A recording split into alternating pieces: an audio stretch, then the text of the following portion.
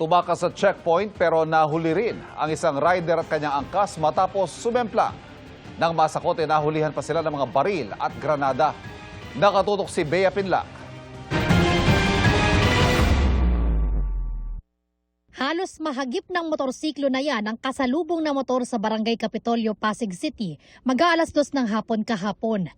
Na out of balance ang rider at sumemplang sila sa kalsada. Nakabuntot sa kanila ang mga tauhan ng Tactical Motorcycle Riding Unit na hinahabol pala ang magkaangkas na lalaki sa sumemplang na motor matapos umanong tumakas sa Oplancita.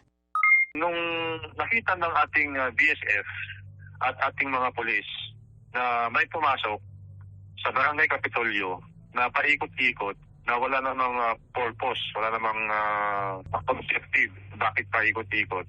Sakto, dumaan ngayon itong riding in tandem sa ating location ng Oplancita. So, sinita ng ating mga kapulisan. Sa halip na hihinto, tumakbo. Nang maabutan sila ng pulisya, pinadapa ang dalawang lalaki at inaresto. Nakumpiska sa kanila ang 2 kargadong baril, isang hand grenade at 3 sachet ng hinihinalang shabu.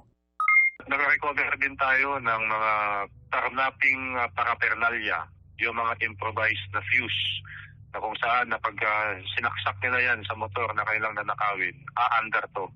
At pati mismo yung motor na gamit nila, lumalabas, karnap vehicle.